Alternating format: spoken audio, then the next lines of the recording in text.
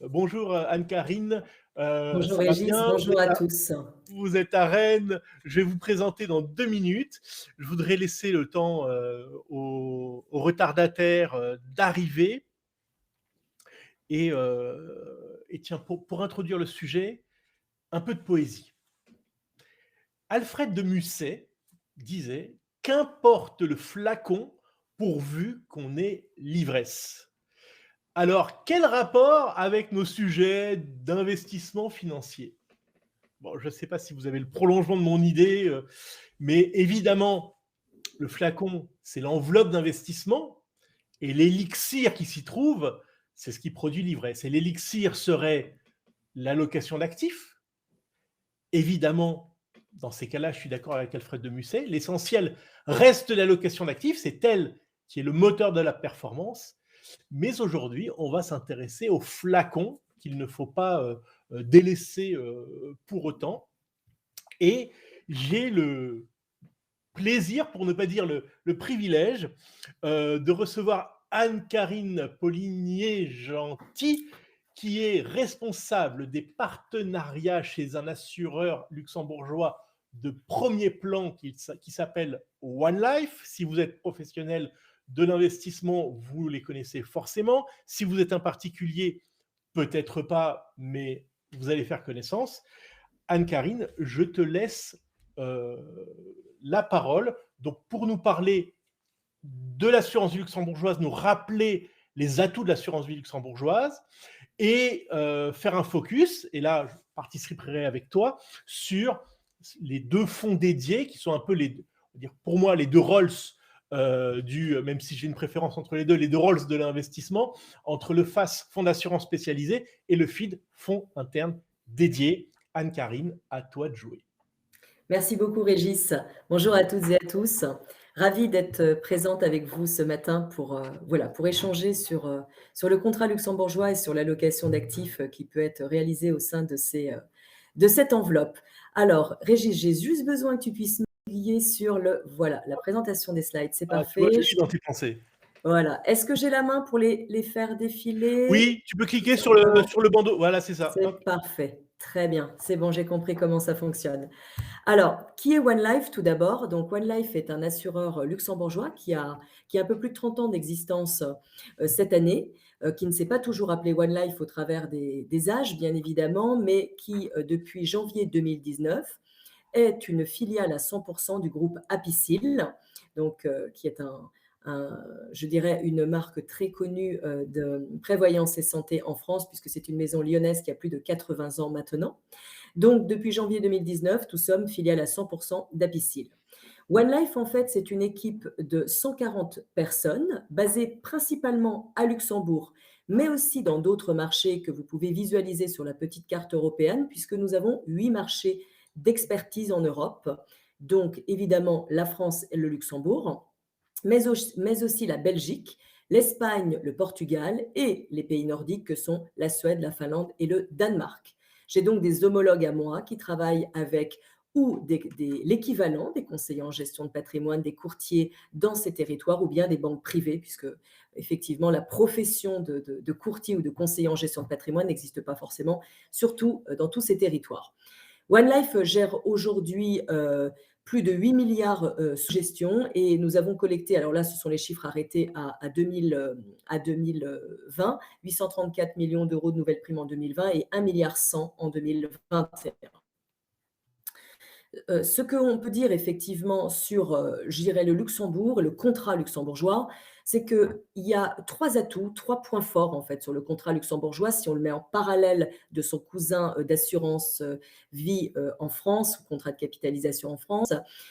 Premier pilier qui peut être important, c'est la protection unique du Luxembourg, qui est vraiment singulière par rapport à tous les autres pays européens, grâce au fameux triangle de sécurité qui est combiné avec le super privilège, je vais y revenir tout à l'heure, le fait effectivement que les contrats luxembourgeois ne sont pas soumis à la loi Sapin 2, donc au fait d'avoir potentiellement un blocage, je dirais, dans le temps de 6 mois maximum en matière de rachat et ou d'arbitrage, et le fait aussi de dire qu'aujourd'hui, il n'y a plus toute cette, je dirais, tout cet environnement un peu opaque du Luxembourg, puisqu'il y a une réelle transparence fiscale depuis 2017.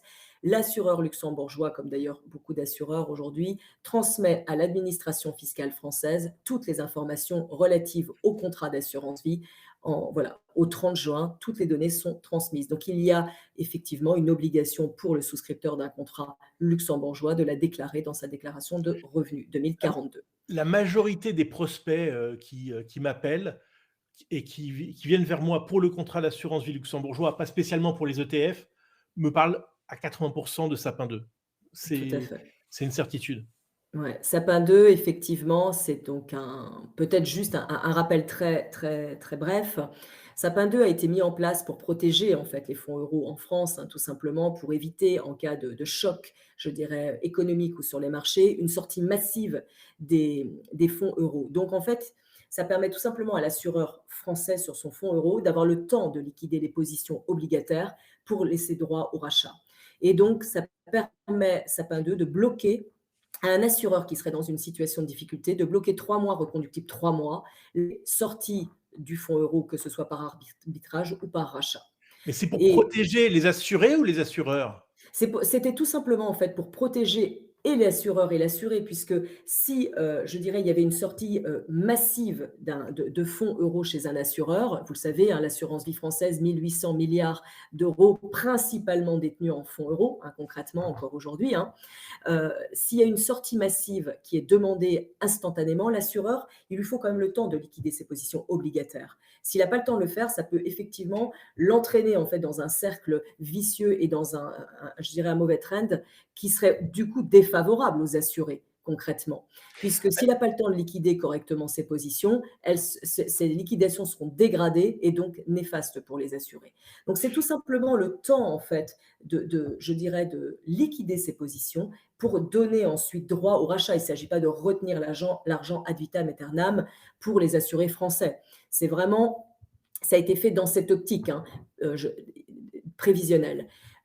Et évidemment, ça concernait principalement les fonds euros. Il n'empêche que Sapin 2, quand vous avez un contrat français qui a du fonds euro, et bien même la poche UC, la poche unité de compte, est concernée par Sapin 2. Le blocage va se faire sur l'intégralité du contrat et pas uniquement sur le fonds euro. Ce qui est un avantage pour les contrats luxembourgeois qui n'ont pas de fonds euros réassurés en France. Et donc, ces contrats luxembourgeois sortent complètement de cette loi Sapin 2 et donc ne sont pas soumis à un blocage, Moi, clairement. de manière très imagée, j'ai tendance à dire quand même qu'en France, on nous prend pour des enfants à devoir définir des règles pour nous protéger, alors que le Luxembourg, c'est le monde des adultes. Il y a effectivement, peut-être un historique, financier plus aiguisé au Luxembourg, hein, puisque ce que je disais précédemment, les actifs sur les contrats français sont principalement encore détenus en fonds euros. On voit effectivement une tendance s'inverser. Pourquoi? Parce que les fonds euros baissent aujourd'hui, le rendement économique des fonds euros baisse, donc les souscripteurs, les assurés, les clients français recherchent évidemment autre chose, puisque si le fonds euro rapporte moins que le livret A ou l'équivalent du livret A aujourd'hui, ça va être forcément déceptif. Mais culturellement, effectivement, le Luxembourg est une place financière plutôt aiguisée et donc avec une considération du Voilà. Et souscripteur puis, il y a différente. cette idée, mais je crois que tu as un slide un peu plus tard, c'est Complètement. que plus on a d'argent, plus on peut faire de choses avec son argent. Tout à fait, complètement. Il y a cette, je vais y revenir tout à l'heure, mais il Allez, y a, je t'interromps moins. Me pas de taire, ça va être souci. compliqué. Mais Voilà, non, mais le but, c'est que ce soit effectivement un échange.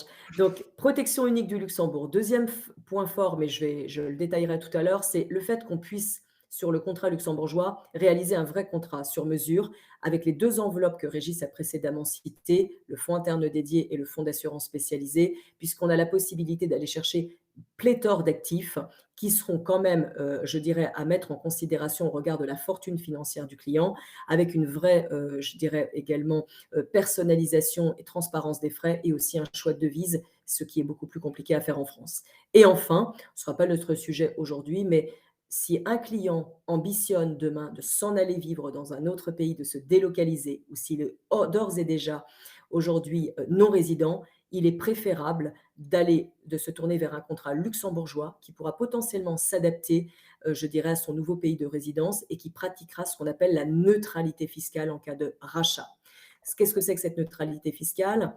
Si vous avez aujourd'hui un contrat en France et que vous partez vivre, par exemple, en Espagne ou au Portugal, eh bien, demain, vous serez soumis à la fiscalité portugaise et espagnole si vous rachetez sur votre contrat, même potentiellement en France, mais vous aurez aussi un prélèvement à la source en France.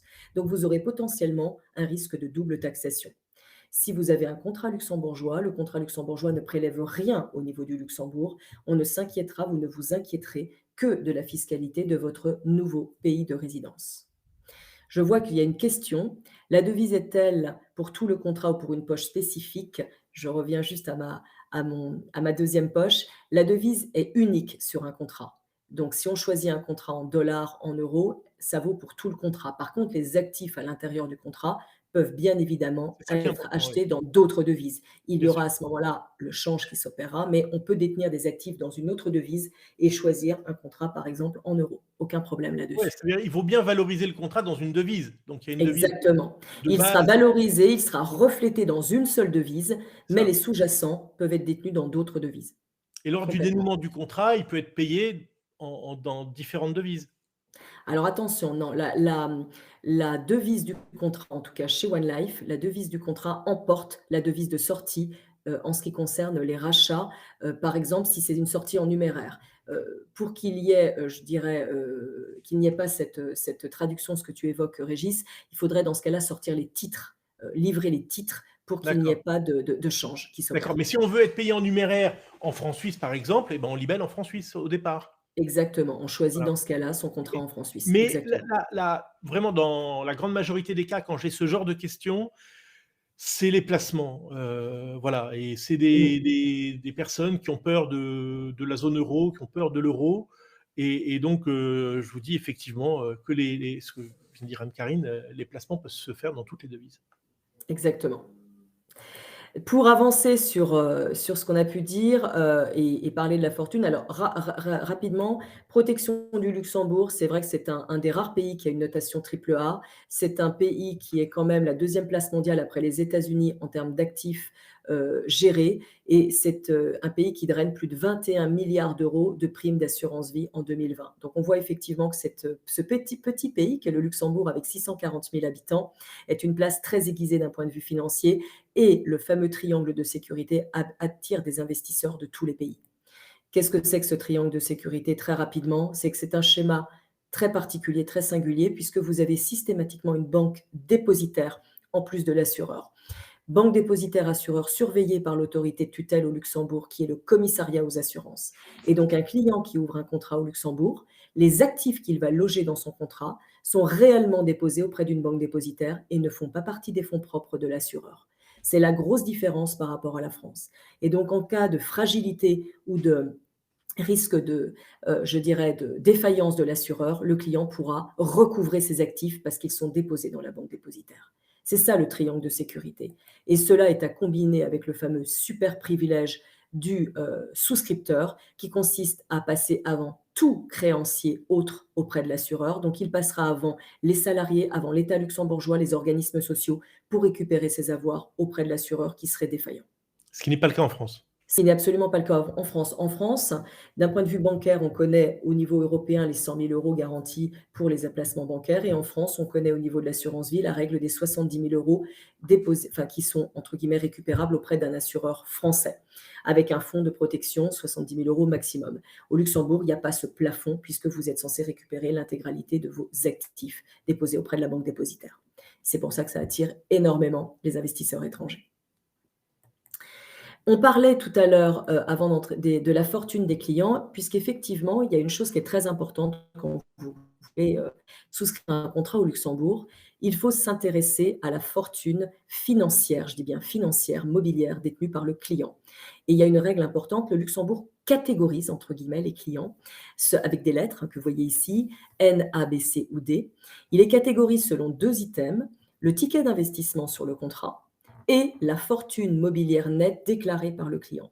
Quand je parle de fortune mobilière nette, il faut entendre tous les avoirs financiers du client, aussi son épargne retraite, salariale, ses éventuels contrats d'assurance vie, CAPI déjà détenus, pourquoi pas des parts quand je suis un chef d'entreprise et que je détiens une SA, une SAS, ce sont des actions, ça rentre également dans ma fortune. Et à cela, je dois retirer toutes les dettes que je possède, y compris les dettes immobilières. Et le résultat de cette soustraction, donc fortune financière moins toutes mes dettes, m'amène à un résultat qui est la fortune mobilière nette déclarée par le client. Et donc un client qui est capable d'investir au moins 125 000 euros et qui détient plus de 250 000 euros de fortune mobilière nette ou de fortune financière nette est catégorisé A. Un client qui investit au moins 250 000 euros sur un contrat et qui a plus de 500 000 euros de fortune sera considéré comme un client catégorisé B. Un client C sera un client qui, idem, investit au moins 250 000 euros sur son contrat et possède cette fois-ci au moins 1 250 000 euros de fortune. Et enfin D, ticket d'1 million et fortune de plus de 2,5 millions. Et ces catégories, en fait, permettent tout simplement d'avoir le droit, si je puis dire, selon, je dirais, la réglementation luxembourgeoise, d'avoir le droit d'investir sur certaines natures d'actifs dans des pondérations qui vont être plus ou moins importantes. Pour faire simple, les clients A et B peuvent être limités en matière de pondération sur certains actifs, là où les clients C et D pourraient avoir le droit d'aller, par exemple, jusqu'à 100% dans leur contrat sur un même actif. Le Luxembourg part du principe que plus un client détient déjà d'avoir financier, plus il est censé être avisé, en fait, sur les marchés, et donc plus on va le laisser faire ce qu'il souhaite dans son contrat. Donc les catégories de clients C et D ont évidemment un champ des possibles plus large que les clients catégorisés A ou B. Une question bête, la catégorie N, elle ne peut pas ouvrir de contrat, c'est La ça? catégorie N va pouvoir ouvrir seule une nature de contrat qui est la gestion collective. Donc, je vais revenir à mon petit schéma précédent. Qu'est-ce que c'est que la gestion collective? Eh bien, ça va ressembler à ce que vous connaissez en France. La gestion collective est possible pour les clients catégorie N à partir de 100 000 euros minimum chez One Life. Donc là, on n'a pas d'exigence de fortune, mais par contre, vous allez être cantonné à un univers d'OPCVM par retail pré-référencé par l'assureur, c'est-à-dire une liste de fonds OPCVM pré-référencés dans laquelle vous devez composer votre allocation d'actifs. Donc, on n'a pas l'univers des ETF n'est pas présent et on n'a pas la possibilité de faire tout ce qu'on souhaite au sein d'un FAS, d'un fonds d'assurance spécialisé ou d'un FID en gestion individuelle. Donc, on va retrouver certes les avantages du Luxembourg au niveau du triangle de sécurité de la loi Sapin 2, mais je n'aurai pas tout le champ des possibles qu'offre la gestion individuelle en matière financière. Bien sûr. Donc, ça veut dire qu'un client qui veut ouvrir un FID, un fonds interne dédié ou un FAS, doit à minima, si je remonte, être catégorisé A. Ça, c'est indispensable. Donc, si on en arrive effectivement au schéma du contrat, on va aujourd'hui s'attarder plutôt à la gestion individuelle qui permet justement d'aller chercher, je dirais, tout ce qui est possible de faire en sur-mesure dans un contrat luxembourgeois.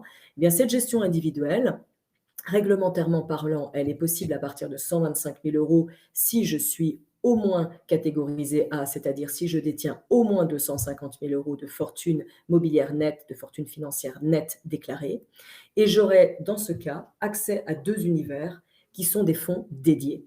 Le premier, le fonds interne dédié. Ce fonds interne dédié consiste en fait à aller choisir une société de gestion qui va gérer intégralement mon contrat. Donc potentiellement, je peux avoir un fonds interne dédié ou deux dans mon contrat. Il y aura une banque dépositaire, un gestionnaire qui sera une société de gestion à qui je vais déléguer l'intégralité de la gestion de mon contrat ou partiellement. Et là, en tant que souscripteur assuré, je me retire, entre guillemets, de la gestion. Je choisis avec mon conseiller cette société de gestion, mais je n'interviens plus. Je lui délègue, j'ai un cahier des charges qui est rempli au départ, je lui délègue la gestion et je n'interviens plus. Voilà ce qu'est le fonds interne dédié. Là où, si je reviens au schéma, le fonds d'assurance spécialisé, qui est le deuxième univers et qui est possible sur l'aspect gestion conseillée, c'est ce qui va, je dirais, nous animer aujourd'hui, ou en buy and hold. Le buy and hold, on va moins s'y attarder, c'est vraiment pour détenir des actifs statiques qui n'ont pas vocation justement à bouger, à être arbitrés.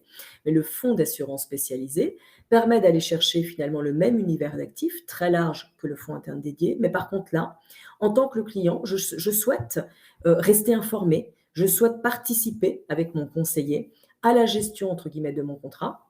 Je vais certes lui déléguer un certain univers, mais je ne me retire, si je puis dire, pas autant de la gestion du contrat que dans l'univers du FID.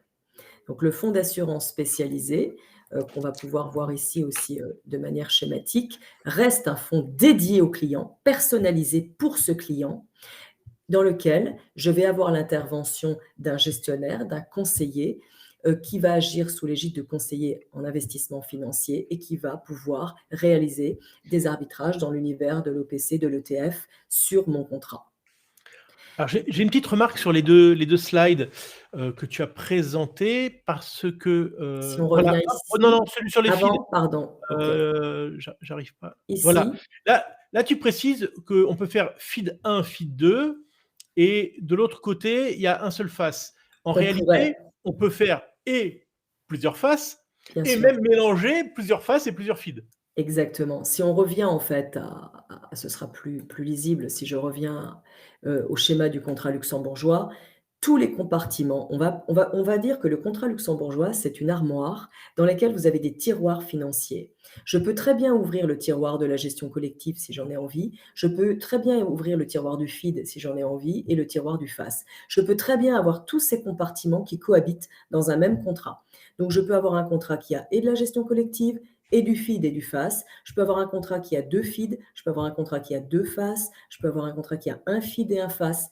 C'est tout à fait possible.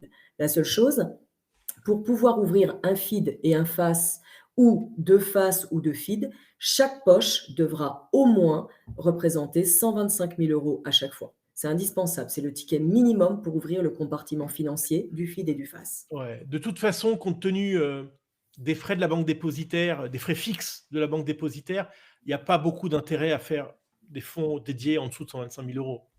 De toute façon, ça n'est pas possible réglementairement parlant, effectivement, mais en plus, Et même c'est à vrai. 125 000, c'est pas beaucoup, je veux dire. Je dirais même que le FID, le fonds interne dédié, donc avec l'intervention d'une société de gestion, est plus confortable à partir de 250 000 €, très clairement, puisque les sociétés de gestion auront plus de latitude dans les investissements à partir de 250 000 €, 125 000 €. Certaines sociétés de gestion acceptent de gérer avec ce ticket, mais ce n'est pas le cas de toutes les sociétés de gestion. Très clairement, il faut aussi l'avoir à l'esprit. Donc on est sur 2 univers extrêmement, intéressants parce qu'on va pouvoir avoir en fait avoir accès à tout l'univers de ce qu'on appelle l'architecture ouverte du contrat luxembourgeois. Donc c'est vraiment là où il prend ses lettres de noblesse, le contrat luxembourgeois. Pourquoi? Parce que vous n'êtes pas tributaire d'une liste de fonds pré-référencés par l'assureur, ce que j'ai pu évoquer tout à l'heure en gestion collective. Là, on a la possibilité d'aller choisir l'univers des ETF, l'univers des OPC, l'univers du titre vif potentiellement, de l'immobilier, de certains produits structurés. Et on doit évidemment s'assurer que l'actif choisi soit éligible selon la réglementation luxembourgeoise et dans quelle pondération maximum au regard de ma catégorie client A, B, C ou D, le tableau qu'on a vu précédemment, mais j'ai la possibilité d'aller chercher un univers très large et absolument pas confiné à une liste décidée en amont par l'assureur. C'est là où vraiment on voit je dirais, la notion de contrat sur mesure et d'architecture ouverte qui est aujourd'hui extrêmement recherchée et intéressante pour les clients. Je veux Et pardon Régis.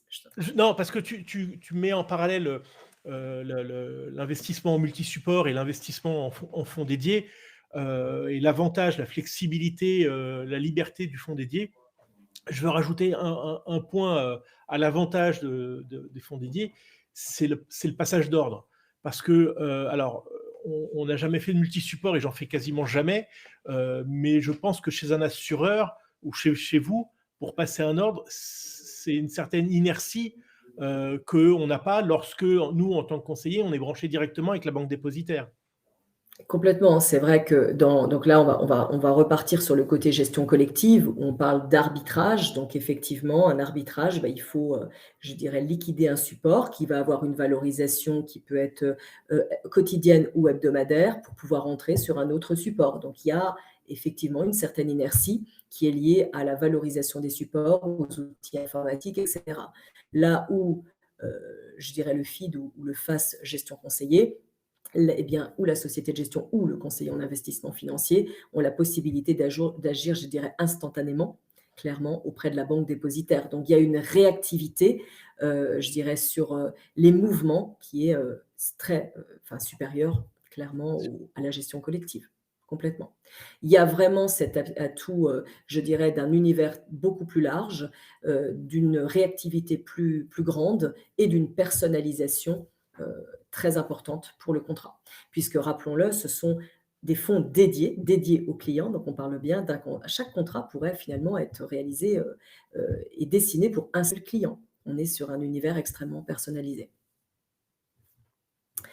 Donc, et pour aussi, rappeler, on a parlé tout à l'heure des devises. Je vois qu'il y a beaucoup de questions. Je pense qu'on y Et répondra on les peut-être tout à laissera pour la l'heure, hein. fin. Oui, Voilà, oui, pour, éviter, garder le peut-être, fil de conducteur. garder le fil.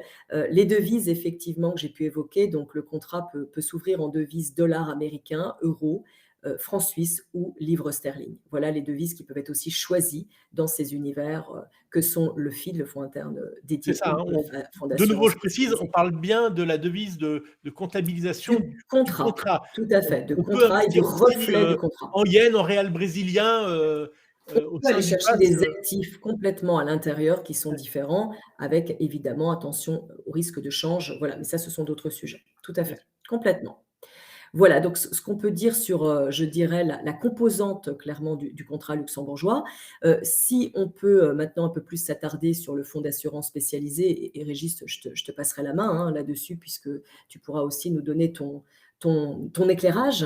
Le fonds d'assurance spécialisé, permet, en fait donc aux clients d'être, je dirais, de garder une proximité avec son conseiller. Ce que je vous disais, de ne pas rester éloigné de la gestion, de garder une certaine proximité et d'être accompagné, de choisir justement un spécialiste, un professionnel qui va pouvoir l'accompagner dans les arbitrages réalisés dans son FAS, donc avec un univers sur les arbitrages d'OPCVM, d'ETF en gestion active, tout en gardant en visu, tout en étant quand même consulté à minima pour donner son aval sur je dirais, la réalisation de l'allocation qui va être faite sur cet univers de FAS. En ayant quand même une véritable réactivité puisque le conseiller CIF qui va agir dans l'univers OPC, ETF va pouvoir agir, ETF FIOCIT va pouvoir agir directement auprès de la banque dépositaire en ayant évidemment consulté le souscripteur en amont pour avoir effectivement son sentiment sur les propositions d'allocation et d'arbitrage qui auront pu être faites. Donc on a vraiment le FAS gestion conseiller permet de garder une proximité, de garder une certaine connaissance de ce qui se passe sur le contrat, mais et en proximité avec son conseiller CIF, qui est un spécialiste et qui peut accompagner bien évidemment sur ces sujets. Alors, je vais prendre la main pour... Là, on a une description qui est tout à fait factuelle de ce qu'est un FID, de ce qu'est un FAS, et on répondra à toutes les questions. De cette description, je voudrais implémenter mon regard et ma subjectivité, qui sera sans doute l'objet de discussion ensuite. Alors, je n'ai pas préparé des longs slides comme d'habitude. Je me suis juste posé la question, un client qui vient me voir, dans quel cas je peux l'orienter vers un FID, dans quel cas je peux l'orienter vers un FAS en fonction de nos compétences et de notre vision des choses. Le premier élément qui me paraît important d'abord, c'est de dire quelque chose de très simple. On a expliqué que dans un FID, le client va abandonner la gestion à une société de gestion qu'il aura pu choisir avec l'aide de son conseiller. Dans un FAS, il peut intervenir, partager des avis avec son conseiller. Mais rien ne l'y oblige. Et d'ailleurs, c'est ce que je dis parfois à mes clients, quelque part, une délégation, c'est comme des conseils qui seraient systématiquement acceptés. Et donc, à partir de là, et je vous dis, c'est très subjectif, je trouve que le FID perd en intérêt dès lors que, et on va descendre ce petit arbre de décision, dès lors que le conseiller a la capacité à faire l'allocation. Donc, en fait, il y a deux critères qui me paraissent importants. C'est un, est-ce que le client ne veut que de l'OPC, Et deux, est-ce que le CIF est capable de faire sa propre allocation? Donc, si on part ici à gauche, voilà, le client veut déléguer la gestion. Est-ce que c'est uniquement en OPCVM, en ETF? C'est vrai que les clients qui viennent vers nous, du fait de notre spécialisation sur les ETF depuis plus de 15 ans, apprécient qu'on leur propose des allocations uniquement en ETF. Et donc, nous sommes CIF, courtier et allocataire. Et dans ces cas-là, le FAS Conseil s'appuie. Et là, je m'adresse aux professionnels d'entre vous qui sont donc des courtiers ou des CIF.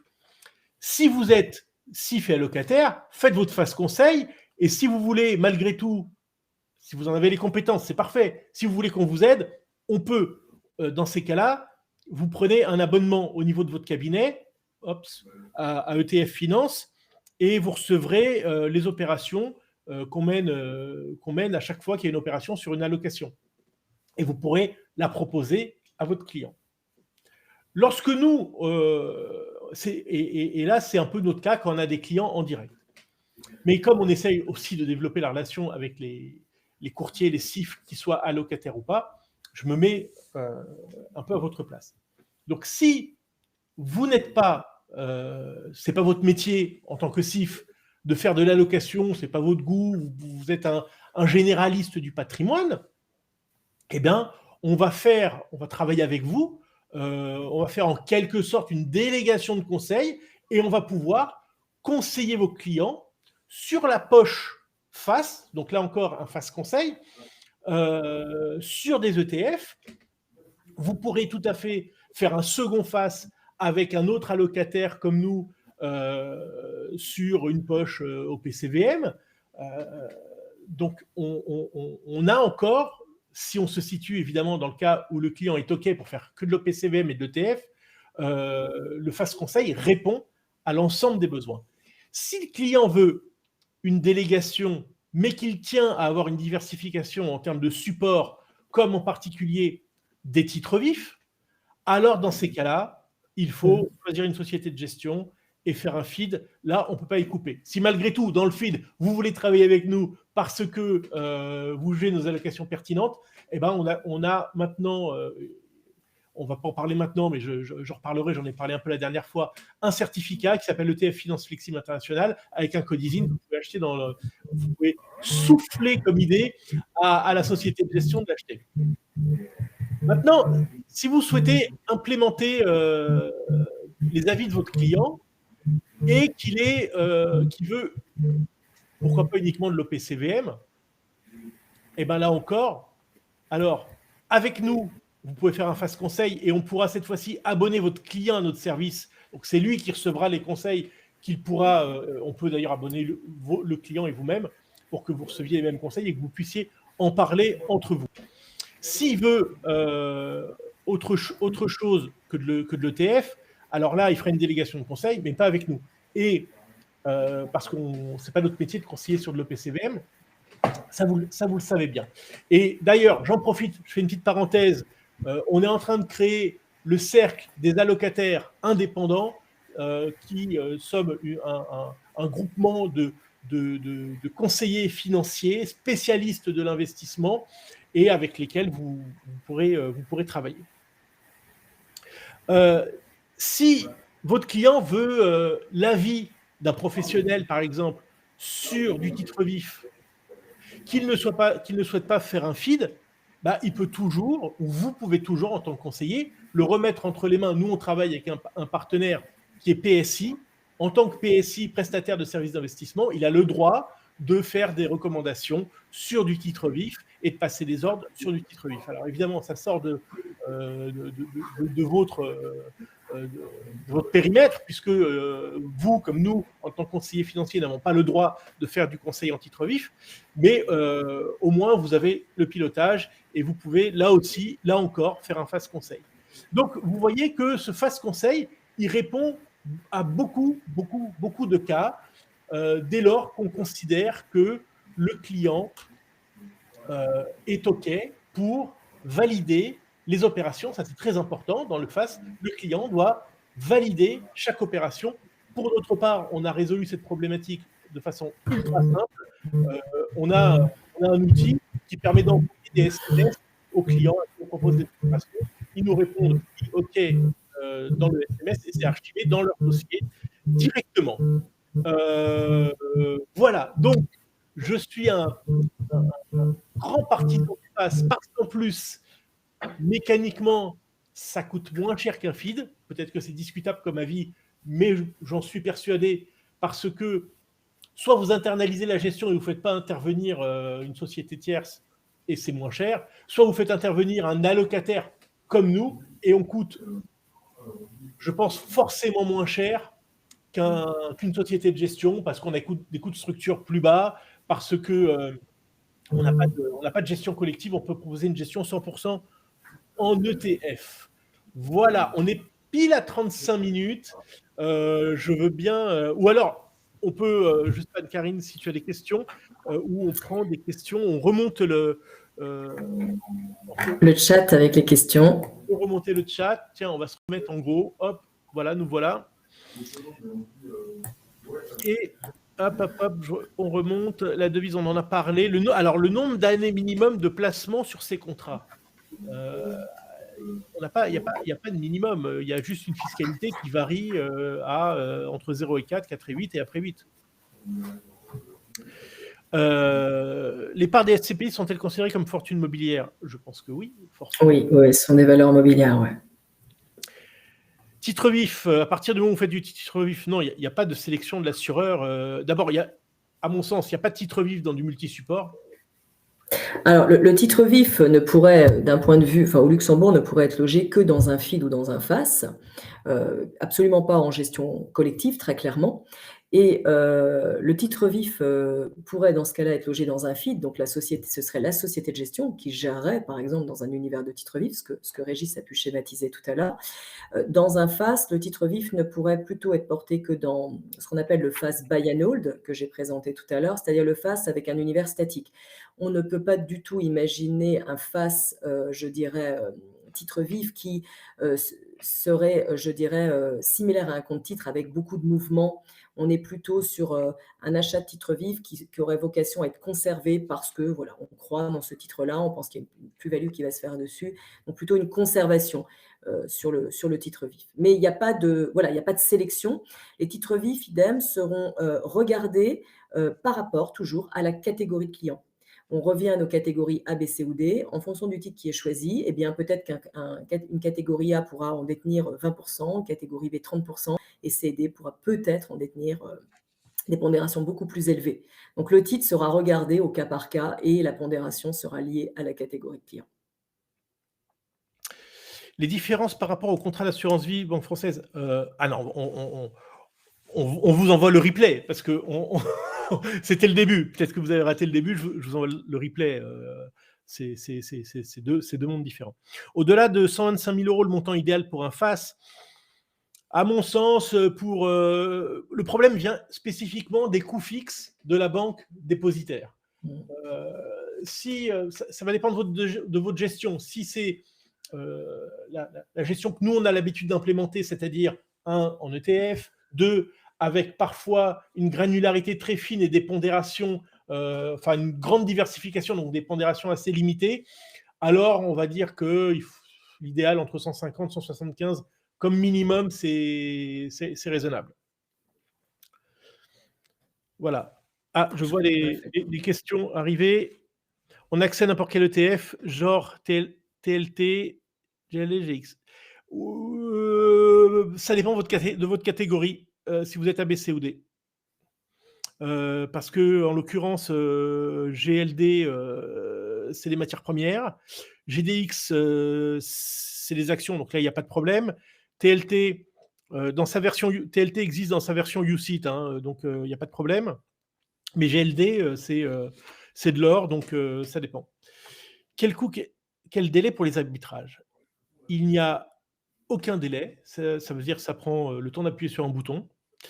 Le coût, ça dépend de la banque dépositaire. En général, on va être autour de 0,15. Autour de 0,15.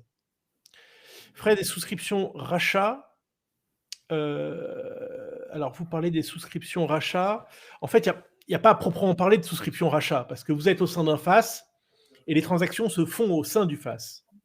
Maintenant, si vous faites un arbitrage pour vendre un bout de votre FAS et renforcer un autre FAS ou un feed, là, je ne sais pas quels sont les frais qui s'appliquent. Chez OneLife, en fait, on peut avoir un arbitrage gratuit par an et après, c'est normalement 1%. D'accord. 1%, Mais là, on parle bien de passer d'une poche gestion collective, feed ou FAS. Hein. On n'est pas à l'intérieur même de l'enveloppe. On parle bien de créer des mouvements entre les différents tiroirs financiers qu'on a évoqués tout à l'heure. C'est ça. Ce qui arrive peu. Ce qui, à mon sens, c'est pas. On peut, à la limite, hein, et je le fais avec certains clients, créer 3-4 faces sur 3 ou 4 stratégies différentes et puis voir au bout d'1 an, 2 ans, 3 ans, s'il y en a une qui fonctionne mieux que l'autre, on peut être tenté d'arbitrer de l'une vers l'autre. Mais il n'y a pas besoin de faire plus d'un arbitrage par an, donc on rentre dans la gratuité.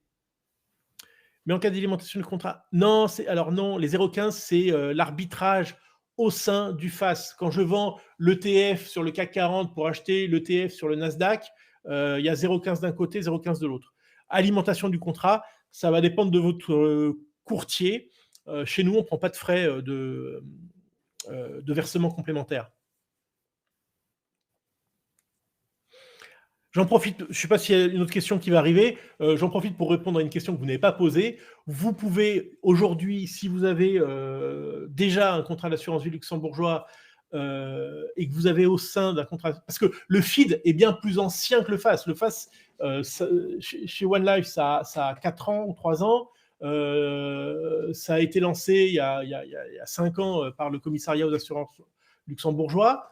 Si vous avez un feed dont vous êtes déçu de la gestion, il n'est pas très compliqué de le transformer en FAS et de nous permettre de le gérer. Donc, si vous êtes déçu de votre feed, n'hésitez pas à aller voir en face. Oh, il y avait un jeu de mots, hein, vous avez compris. Ah, c'est le 1er avril en plus, hein, alors voilà. On peut se permettre. Bon, est-ce qu'on close ce webinaire? On attend 2 secondes, voir si on a la petite mention en bas, quelqu'un écrit. Mais comme je vois que personne n'écrit, alors on va y mettre un terme. Oui, il y aura un replay de prévu. Anne-Carine, merci beaucoup pour ta Merci Régis pour cette invitation. Merci à tous pour votre attention. Un bon week-end. Bon week-end à tous. Allez, on va faire une pause la semaine prochaine au niveau des webinaires et on va laisser passer même, je pense, les vacances de Pâques. On reprendra, on parlera sans doute des marchés à partir du mois de mai. On verra si Sell in May and Go Away s'applique. Bon week-end à tous. Merci à tous. Bonne fin de journée. Excellent week-end.